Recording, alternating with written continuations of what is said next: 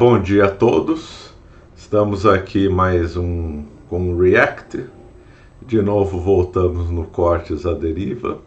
E de novo voltamos para comentar as coisas que o Ian Neves fala lá nesse Deriva, né? Então vamos lá. Hoje ele vai comentar sobre o Holodomor. Então vamos lá.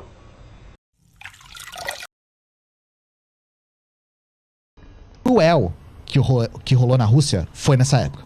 Foi na década de 20, no começo da década de 20. No meio da Revolução. Não, foi depois da Revolução, né? Mas Revolução 17, né? A Revolução foi em 17. Então 20 ainda é considerado o meio da Revolução. Ainda tá se organizando. Em 2021 teve uma fome muito grave. Porque, novamente, um país saído da Primeira Guerra Mundial. A Rússia fez parte da Primeira Guerra Mundial, foi dizimada na Primeira Guerra Mundial. Foi um massacre. Um país bloqueado, não podia mais importar. E um país que foi invadido por várias potências.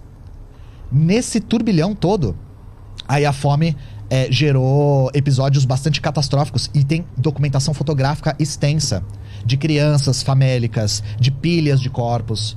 Só que aí a questão se pega essas fotografias, se tira de contexto e fala, tá vendo? Esse é o Estado revolucionário que vocês querem? Esse é o Estado trabalhador? Olha o que aconteceu com eles, né? Só que olha o contexto que isso tava. Isso não é por causa das medidas comunistas, é por causa do contexto instável de guerras e invasões e tal. É isso? Primeiro, a gente tem que lembrar que todas as revoluções socialistas nunca tiveram um dia de paz no mundo. Elas sempre foram atacadas pelo imperialismo porque apresentavam uma ameaça. A burguesia dos países imperialistas tinha muito medo de que acontecesse no país deles o que aconteceu na Rússia, o que aconteceu na China. Porque, novamente, a burguesia foi extinta como classe e perdeu todos os seus privilégios. E tal. Na China foi diferente, depois ela foi restaurada e tal. A China é uma... Então, realmente teve fome antes do Holodomor. Teve essa grande fome no começo da década de 20, causada por vários fatores, mas incluiu, sim, que ele não vai querer reconhecer, pelo comunismo, o comunismo de guerra. E as medidas criminosas promovidas por Lenin geraram a fome, sim, foi uma das causas, né? E o que nenhum historiador comunista gosta de lembrar, mas eu adoro lembrar, é a NEP, a Nova Política Econômica. Lenin viu que o comunismo de guerra foi um fracasso completo, então ele resolveu voltar para trás e permitir um certo comércio na União Soviética, voltou a permitir a propriedade privada em pequenos funcionários e manteve os kulaks, Kulak, não confundir com Gulag, Kulak é os proprietários de terra. Então Lenin admitiu tanto propriedades relacionadas até mesmo indústria, pequenas indústrias, comércio e também proprietário de terra, porque ele viu que o comunismo tinha sido um fracasso completo, então ele teve que reverter. Inclusive, houve investimento internacional na União Soviética, no tempo do Lenin, investidores como Harriman, norte-americano, investiram lá, e outros capitalistas fizeram investimentos na União Soviética. Lembrando que essa época do terror vermelho, que normalmente se associa muito a Lenin e a Stalin, também devemos associá-lo a Trotsky também, Para muitos, o criador do terror vermelho não foi nem Lenin, foi Trotsky. Trotsky tem um livro inacreditável, simplesmente inacreditável, que ele relata a verdadeira mentalidade dos comunistas, Mas aí fica para um outro comentário. Bom, vamos para lá. Experiência bastante específica. Opa! Já era. Foi. Mas aí, esse foi o primeiro grande episódio de fome. O segundo grande episódio de fome... Tiveram fomes endêmicas e tal, esporádicas, mas o segundo grande episódio de fome foi o que se chama de Holodomor. E esse é muito usado para dizer que, não só o socialismo não funciona, como o Stalin, a figura do Stalin, é um genocida e tentou praticar uma limpeza étnica com os ucranianos. E essa história, cara, ela é muito complicada, pela seguinte razão. A ideia... Primeiro de tudo, a ideia de que a fome que ocorreu na Ucrânia em 32 e 33 foi uma limpeza étnica, foi para matar os ucranianos étnicos de fome, tem as suas origens no nazismo. A primeira vez que essa história aparece como limpeza étnica é no jornal nazista. Eles que classificaram essa...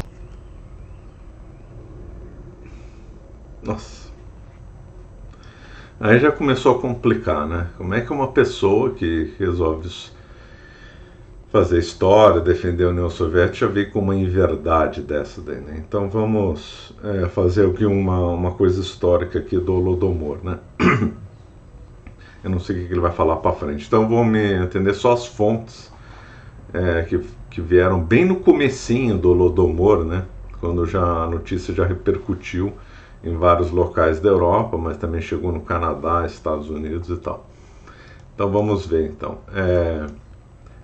Ria Kleiman era uma jornalista judia. Estou ressaltando o fato dela ser judia justamente porque se ela for judia ela não vai ser nazista, né? Então não tem nada a ver com nazismo. Não foi financiada pelo Hitler, nem era alemã, era canadense.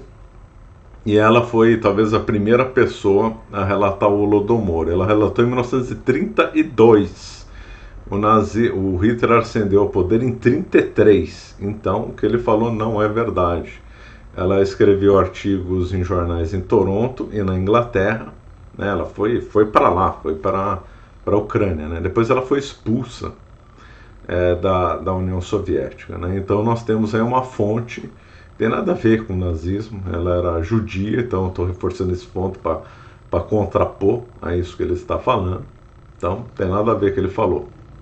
Outra, testemunha-chave, um dos livros mais importantes a ser lido sobre o Holodomor, é de Simon Starrell, que foi testemunha ocular dos massacres. Né? Por quê? Porque ele era ucraniano, ele tinha 15, 16 anos durante o Holodomor. Ele lutou na Segunda Guerra Mundial contra os nazistas, contra os alemães, foi capturado por eles, depois aí foi libertado pelos americanos e relatou a história num dos melhores livros que relata o Holodomor, né? Então Simon Stern, não tem nada a ver com os nazistas, lutou contra os nazistas, né? Ele escreveu um livro sobre pseudônimo, né? O pseudônimo dele é Dollard. E outro, por fim, Gareth Jones. Gareth Jones era um britânico, ele era galês e ele começou ele viveu lá na União Soviética. Interessante, ele já começou a relatar que havia fome em 1931, o Holodomor de 32, 33. Então ele já fez relatos de fome a partir de 1931 em outros locais da União Soviética, além da Ucrânia. Depois ele fez os relatos do Holodomor. Ele também é uma fonte importantíssima para esse genocídio que foi a fome na Ucrânia. Né? Ele foi assassinado pelo NKVD em 1935. Se não me engano, ele tinha ido para a Mongólia, né? Para fazer o relato da ascensão do comunismo na Mongólia. Todo mundo esquece, a Mongólia também foi um massacre, também teve, muita gente fugiu, deportação. Foi um horror o que aconteceu na Mongólia, também totalmente esquecido, né? Então, só para dizer que não tem nada a ver com nazismo. Essas três fontes são antes da ascensão do partido nazista na Alemanha. As três fontes não têm nada a ver com a Alemanha, são fontes diferentes, né? E vamos, ainda uma outra fonte diferente esqueci, né? Diferente da Alemanha, são as chamadas Cartas de Kharkov, que foram feitas por diplomatas italianos, reunidos por Andrea Graziosi, né? Também que falam que ele encontrou esses documentos e lançou um livro, já faz bastante tempo esse livro, mais de uns 30 anos, e ali então ele faz os relatos de diplomatas italianos que fizeram esse relato. Então são fontes que vão além do negócio nazista. O que ele está falando não é verdade, é uma inverdade histórica. Atitude como uma limpeza étnica. Exatamente. Uhum. Como uma espécie de... Aparece às vezes como exterminar os ucranianos étnicos, às vezes como disciplinar os camponeses que estavam resistindo à coletivização do campo. E aí a questão isso está no contexto da coletivização do campo. O que aconteceu? A União Soviética, ela optou no campo por uma política mista de capitalismo de Estado. Então, por mais que que a União Soviética tivesse extinguido, por exemplo, a burguesia nas fábricas, nas cidades, o campo ainda apresentava alguns desafios. Porque o campo ainda... Então, deve estar se referindo a outro momento histórico. O Lenin permitiu, inclusive, investimento... Bom, o Stalin também permitiu investimentos internacionais. A Ford investiu na União Soviética, General Electric, etc. Então, ele deve estar se referindo já ao período do Stalin. O Stalin, então, quando ele se consolidou no poder, ele falou assim, acabou a brincadeira dos kulaks, acabou toda essa NEP. Então, ele desfez a NEP, né? E aí, então... partiu para a coletivização forçada, mas imediatamente antes da ascensão do Stalin havia comércio e pequena indústria privada dada por causa da NEP. Era muito povoado de pequenos produtores. E aí, para não rolar um choque de suprimentos, um choque de produção, eles falaram, tudo bem, a gente mantém as relações de classes, a gente mantém parte da classe dominante ainda no campo, inclusive ajudando a classe dominante a produzir mais, para não rolar um choque de suprimento. Eles passam por esse período de uma economia mista, com propriedade privada ainda no campo. A partir do momento que a propriedade coletiva começa a produzir mais que a propriedade privada no campo, aí eles começam um processo de extinguir a classe dominante no campo. E aí, só para dar os nomes, né?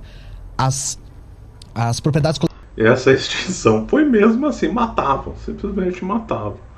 Então o que foi feito foi chamada dekulakização, ou seja, simplesmente exterminar os kulaks que não quisessem ceder suas terras para a coletivização forçada, feita em 2 modelos, né, os sovkhozes e os kolkhozes. Coletivas se chamavam kolkhozes.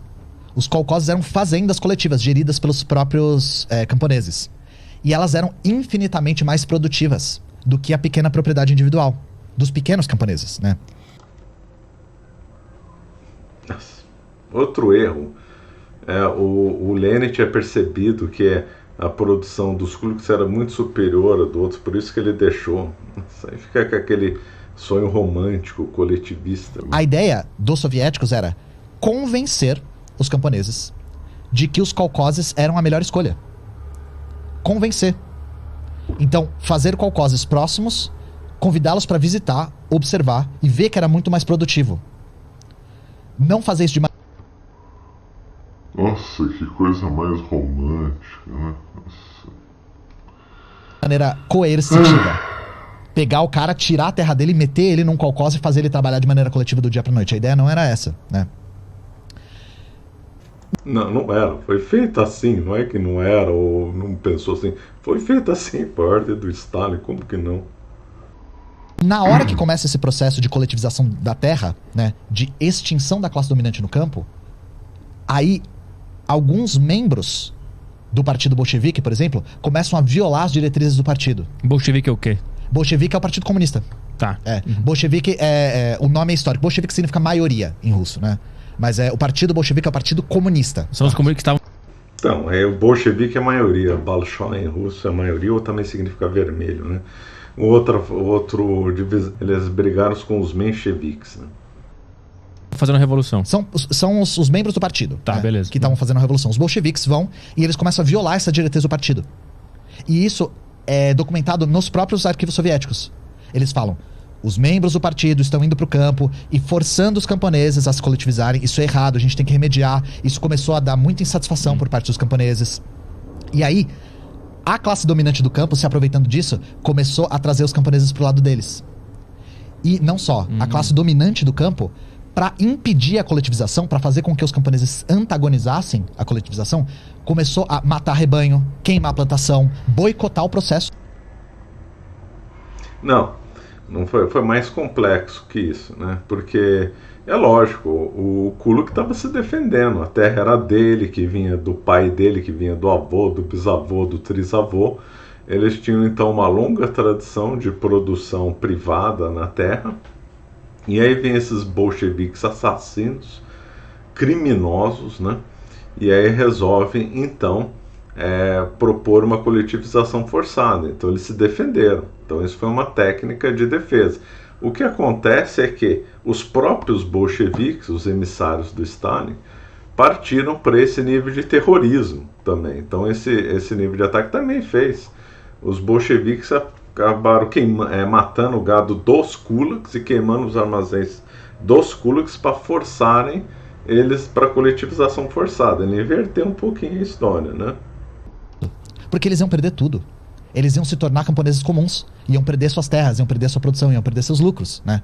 E aí, nesse momento de coletivização, rola, primeiro, excessos por parte dos membros do partido que estavam violando a diretriz central, que era de convencimento, né?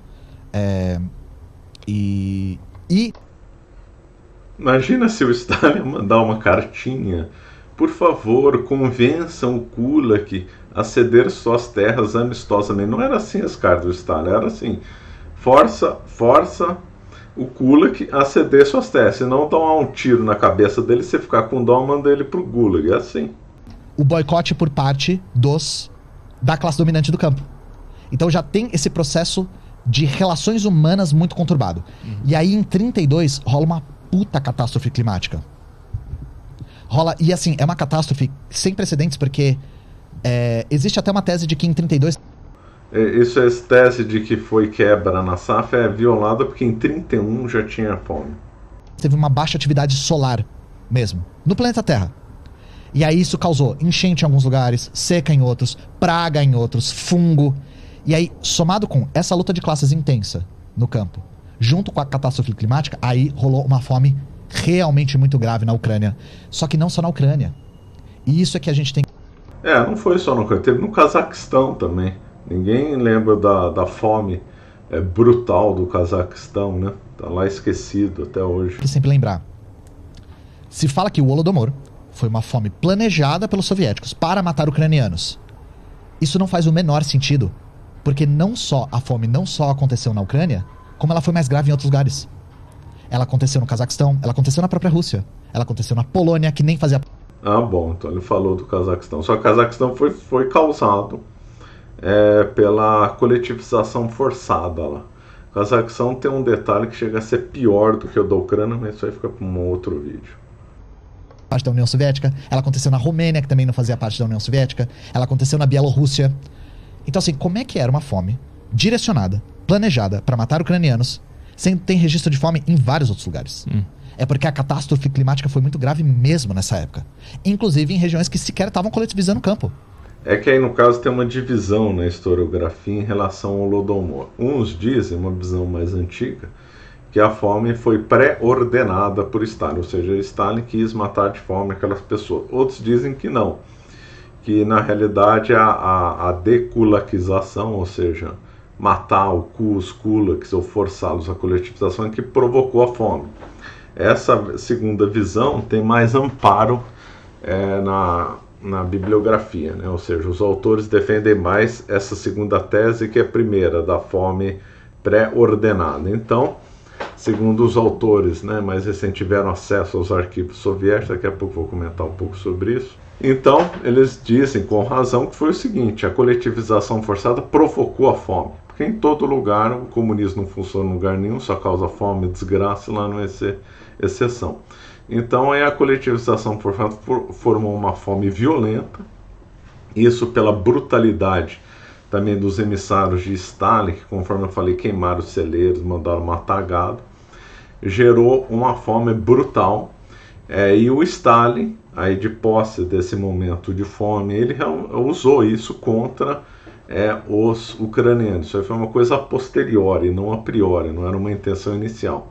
Mas já que a fome apareceu, então vamos usá-las contra os ucranianos e vamos então aproveitar disso para fazer a coletivização e impor o socialismo na marra lá. Inclusive o Stalin acabou, apesar da fome na Ucrânia, acabou tirando alimentos da Ucrânia, né?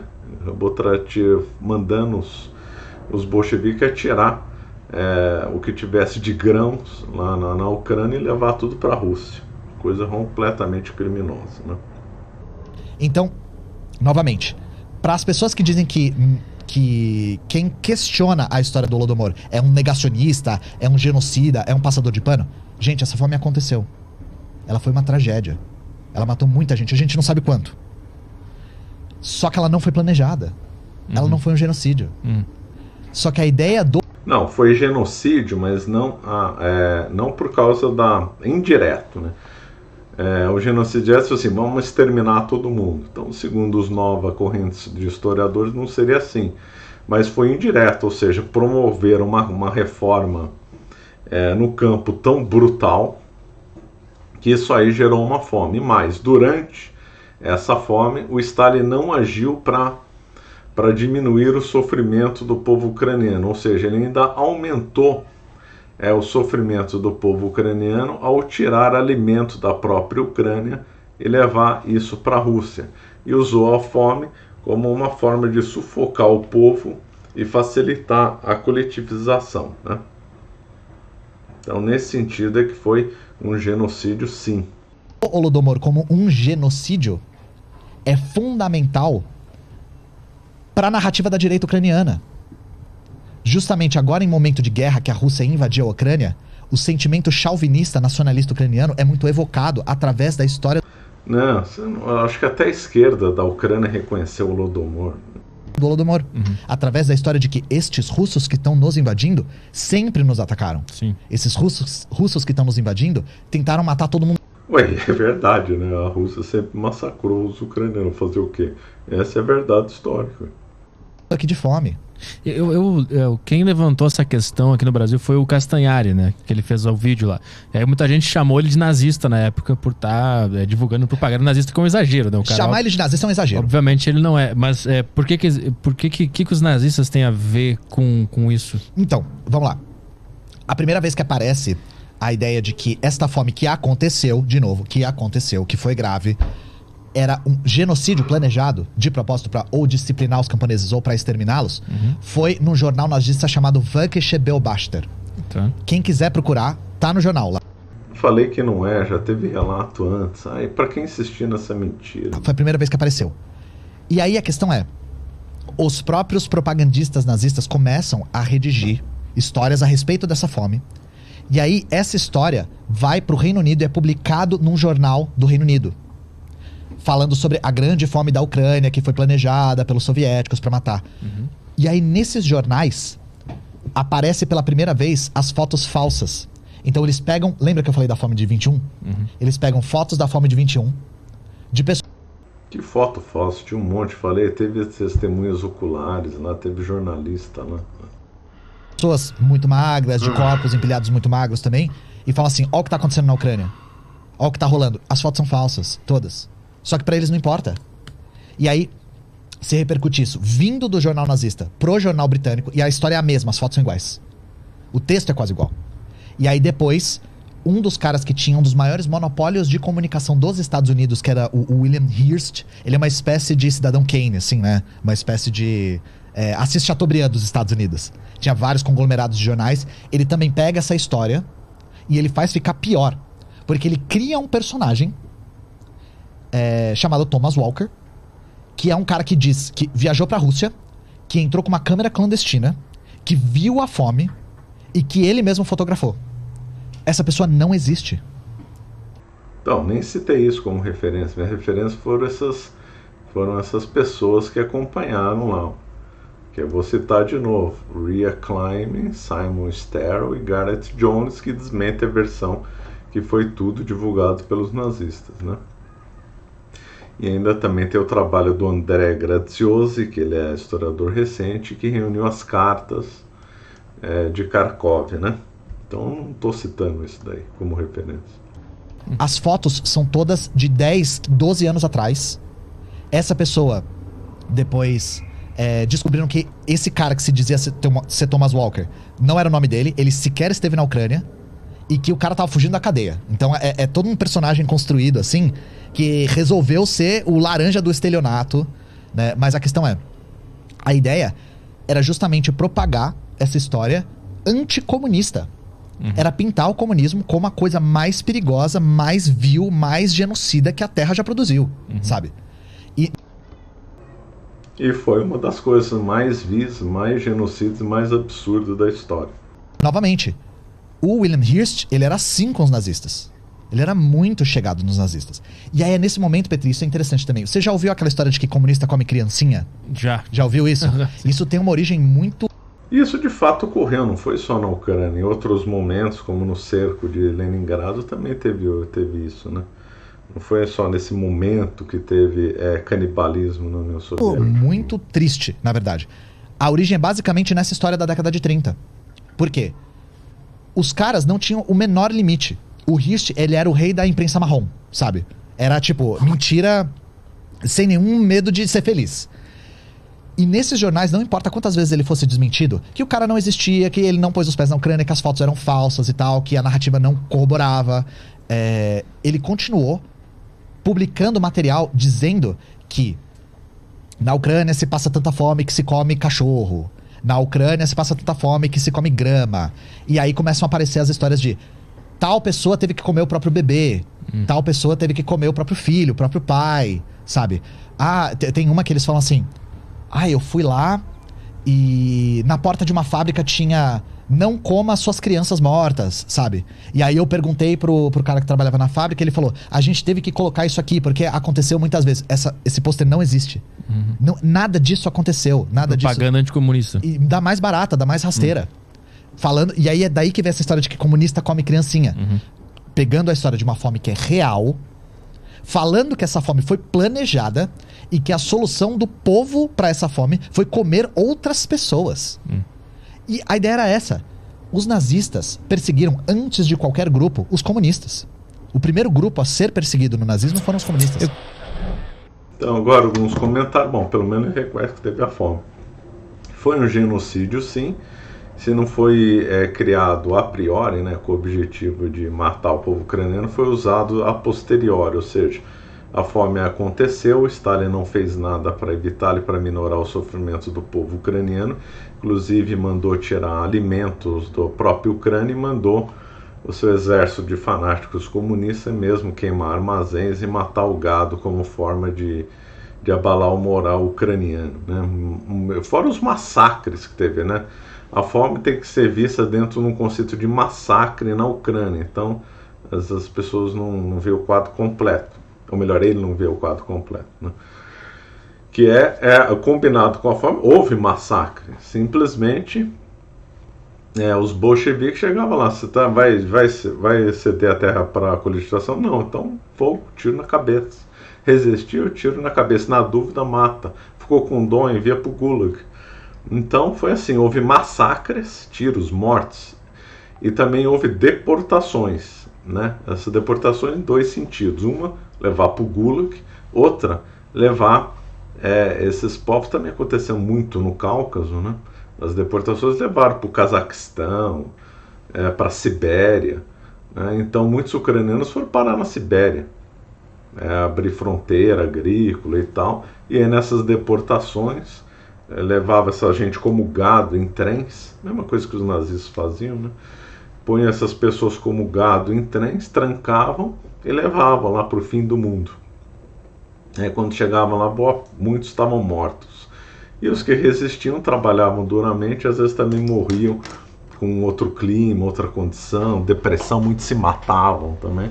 Então na Ucrânia aconteceu primeiro uma fome, aconteceu massacres e aconteceu deportações. Somando todo esse quadro, podemos sim falar em um genocídio perpetrado com o Stalin, que matou. Os números divergem, né? Algumas fontes mais antigas dão 6 milhões. Acho que a Anne Applebaum, daqui a pouco eu vou comentar, dá 4 milhões de mortos, né? E agora então vamos para algumas fontes, né?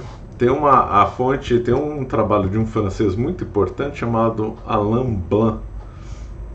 Ele escreveu um livro, Nascer e Viver e Morrer na União Soviética, na qual ele faz um estudo de censo. Olha que interessante. Então ele mostra que o censo de 37 apontou uma diferença de população muito grande. E aí o Stalin escondeu esses números. Stalin forçou os números, né, no censo para justamente que o censo não caracterizasse uma diminuição populacional na Ucrânia. E somando toda a União Soviética, a população em 20 anos cresceu, mas era para ter crescido muito mais. se não fosse a fome na Ucrânia. Então, esse censo que prova o Holodomor, então o Stalin ocultou, mandou turvar os números, e isso aí só foi descoberto quando foram abertos os arquivos a partir de 1991 e tiveram acesso ao censo real de 37 e a manipulação de números do Estado. Se não me engano, Alain Blanc coloca uma defasagem, né, de populacional por volta de 8 milhões, mais ou menos.